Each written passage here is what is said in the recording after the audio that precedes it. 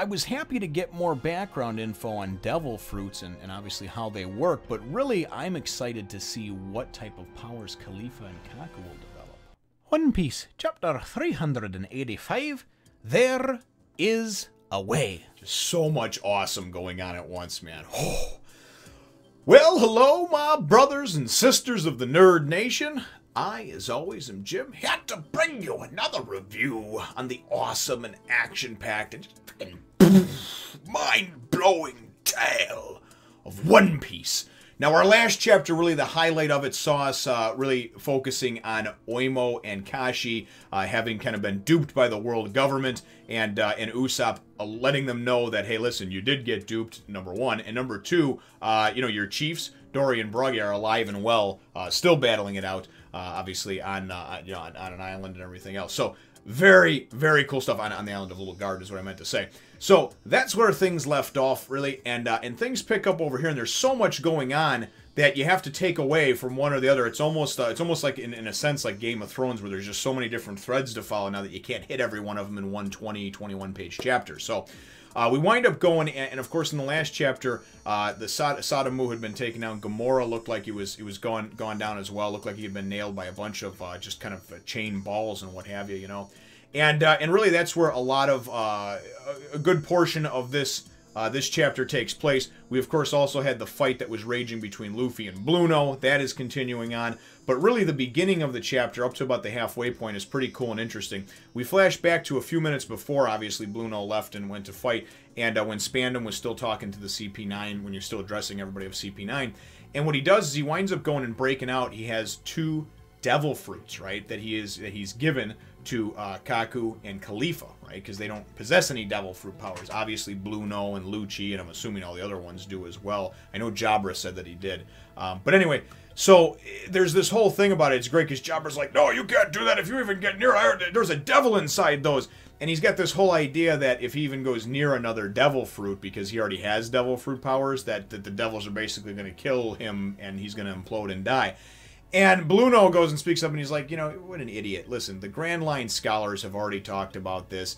Someone who eats two devil fruits simultaneously, or eats two devil fruits, I guess, even not simultaneously, then they wind up kind of eroding and wind up dying. There's been, obviously, reports of bad things happening with that, but not just being near it, you know.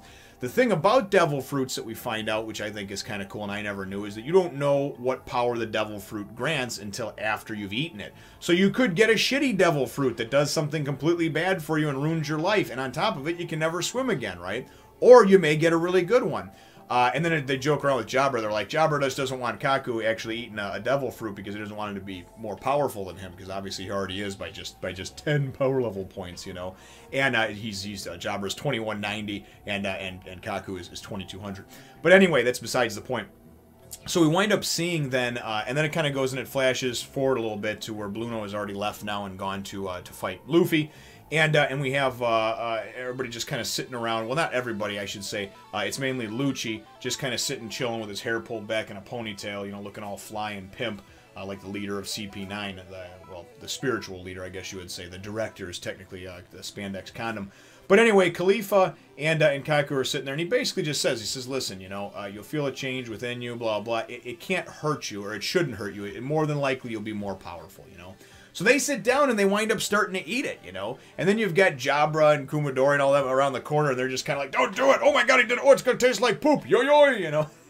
Anyway, so they wind up eating the devil fruits. And we don't know exactly what happens. They just, basically, they taste like garbage or they taste like ass.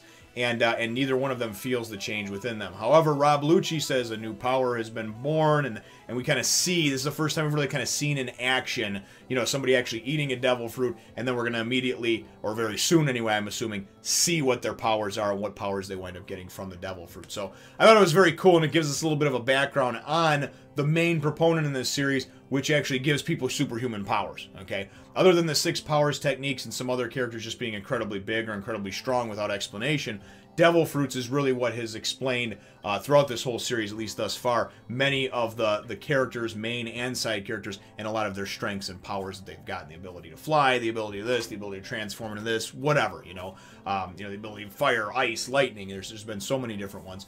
But anyway, it's a very nice explanation for that. So then we go and we get the whole, yeah, Blueno couldn't wait and he's already fighting, you know, and this and that. And that segues into a few pages of him fighting against Luffy. Now, Luffy is strong as fuck now because we know that he has obviously got something to fight for and that makes him that much stronger.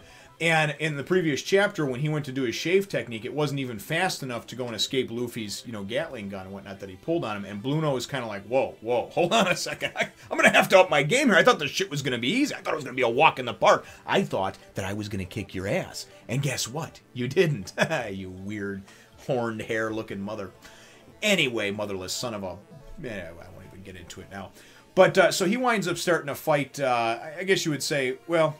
He starts to get the advantage on Luffy, you know. I dare not say that he's fighting dirty, even though he really is. You know, he starts utilizing his moves in conjunction with his power of the door fruit, and he actually winds up going and winds up being able to trap Luffy's legs. You know, he winds up being able to go and create, you know, two small doors in there. Luffy kind of falls into them, or he grabs them with his hands, pulls them down into it, and then I don't know if he closes them or how he does it, but Luffy's stuck. As he gets stuck, it seems like every 10 or 20 chapters. But anyway, so he winds up, then he goes and he actually uses the power of the door fruit and, like, smacks him in the face. And it actually takes a portion of the middle of Luffy's face where his eyes are, and they start, like, spinning around. And obviously it defies all logic and reasoning, but it's funny as hell. And you just kind of got to go with it and smile, you know. But Luffy's like, you know, what the hell? Which way is forward? He's like, this way. And he Tempest Kick, you know. So he starts using all of his different moves and basically starts fighting like this might be the last fight of his life, because he knows now that he's going against somebody who has a little more power, or a lot more power than he anticipated. So we wind up leaving them, and then really we wind up going to, and I thought it was, again, a very, very touching moment. Oda does such a great job of making you identify with and care for and love animals. This is the most simple animal you could care for, you know? Absolutely amazing and endearing what he does and the type of emotions that he's able to bring out of a person just by reading the words on the page and looking at the pictures that are associated with those words. So Spandam has gone down. Everybody is riding on Gamora. It looked like to me that like all the Frankie family was hopping off in the last chapter, but it seems like they're still there. And of course Gamora has gone down by those chain balls or whatever. He's stunned. He's knocked out. Whatever. They're pretty much surrounded. The segue from the fight between Luffy and Blueno is that Zoro and Sanji actually see what's going on, it looks like, in the distance, because they're like, oh, hey, did you see that? And he's like, yeah, I saw it, you know. They know they've got to go and plow ahead and get to the courthouse, right? So they're like, oh, what are we going to do? We're getting surrounded, we're getting this, we're getting that. And then all of a sudden you go and you see Gamora, right? It gets up and it's just like, tells Chopper, I got this, don't worry about it. And this dude's he's been hit, he's been shot, he's been, you know, so everybody's trying to defend him, you know, as he goes to get up, and he goes to charge forward, and he charges forward and just like crashes straight into a wall, and they're like, what the hell, what's going on? Chopper winds up finding out and conveying the message that basically when he got hit in the face, he lost his eyesight, temporarily, permanently, I don't know. But you see this really cool, touching moment where Gamora goes and kind of has this little flashback. And number one, Spandam, as he went down, he made a promise to him saying, you carry them for the both of us, right? And he said, I'll carry them for the both of us. So that was touching. But then you go and you wind up seeing this little flashback about when they were actually found in the stomach of the Sea King. And Frankie was like, yeah, whatever. Well, yeah, at first he was just kind of like, yeah, we'll keep them around in case we get hungry or whatever, and we need some more, you know, food and that type of thing. But then you go and you see a scene where they got hurt or beat up by some pirates or something like that. And Frankie, you see him and how he reacts to that and how much of a big brother he is, or a father-like figure, because he goes and obviously goes and F's up the pirates because of that, you know.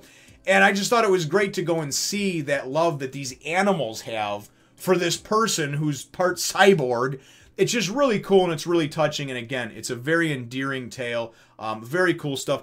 And regardless of what you take from it, you know, because everybody's different, I take from it a lot of great life lessons, a lot of great family values. And it's funny because you got to take the good with the bad. You know, you take the goofy and the nonsensical stuff and the kind of whimsical things that are just completely off the wall, and you got to take that and realize, hey, that's fiction, that's this and that. But listen, having love for someone because they've been loyal to you or they've helped you throughout your life, whether it's an older brother, a good friend, a co-worker, somebody who's helped you along in life, and having that admiration and adoration for that person and helping them, whether it's in their time of need because their car broke down or they got to move or whatever the case is, That's the type of shit, man, that really, really gets me. It's the type of stuff that gets me, and it gets me right here. Because I have a family, because I have, you know, a few friends still, despite having a family and kids and whatnot. You know, you just don't have as much time for those sort of things. But, and I've always been a very loyal person. You know, I've been a person that, hey, listen, man, you know, you do something for me, or you're helpful to me, or you're kind to me, and I will go to war for you, you know. So